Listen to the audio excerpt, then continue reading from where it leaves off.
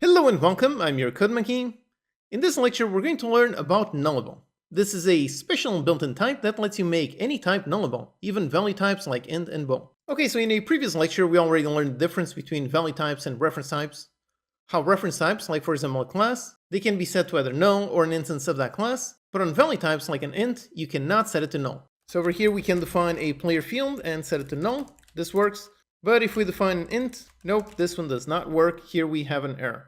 Cannot convert null into an int because it is a non-nullable value type. However, C# does have an interesting thing called nullables, which lets us make anything support null, even value types. And there's two ways to do it.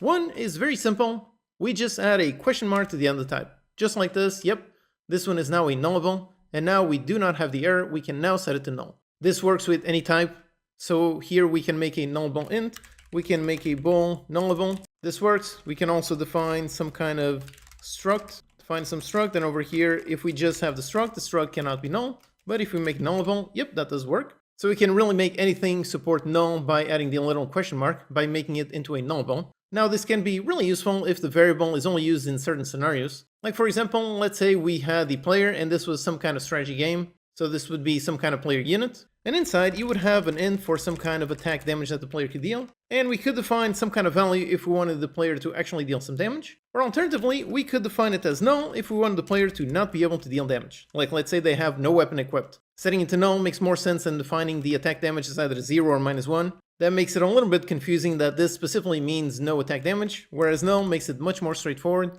This means we have no attack damage. Or alternatively, nullables can also be very useful as function parameters.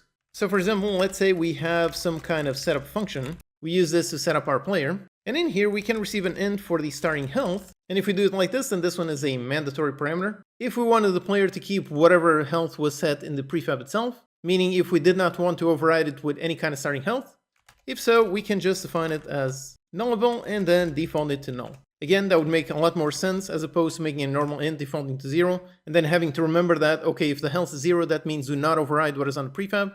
Instead, we set it to null, and this one makes quite a lot more sense. So nullables can be quite useful to make literally anything nullable. And if it does have a value, if it is not null, you can just cast it and use the value. So for example, up here, we got our I. It can be null or it can have some kind of value. And to grab that, let's say int attack damage, we can grab the value and simply just cast it. Yep, just like this. Although of course this one is going to throw an error if we have null here. So if we do this, yep, naturally we have an error. So in order to do this, before we cast it, we can check if I is not null. If so, then let's actually grab the value.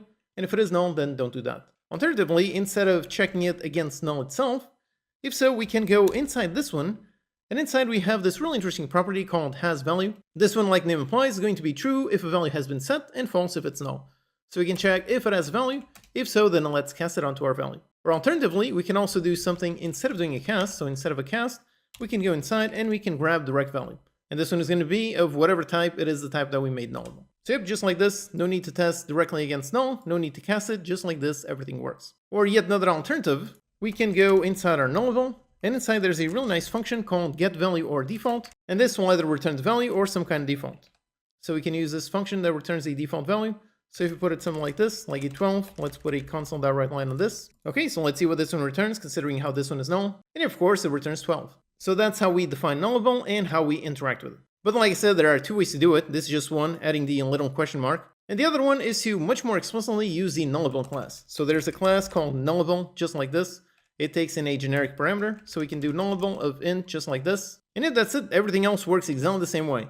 It also supports null, it also has the hasValue and the value, it also has this function. Really writing this or adding the little question mark ends up the exact same thing. This one's really just a shorthand, both do the exact same thing. In reality, this class is really just a wrapper around some kind of value. So it has a boolean and has the actual value. So it's essentially just a class with two fields instead of being just one. And then if you want, nullables can also work very well in combination with the null equalizing operator that we saw in a previous lecture. So we can define, let's say, an int nullable, call it a, set it to null, then int b, and let's set it to either a, if a is not null, but if a is null, let's set it to, let's say, 56. And if this works, so b will be set to the value of a if a has a value. If not, if a is null, then it will set to the default value. Alright, so that's nullables. Whenever you have some code with some value type and you want to make it support null, then go ahead and use it. It is super simple. You just add a question mark at the end and all of a sudden your code, your field now supports null.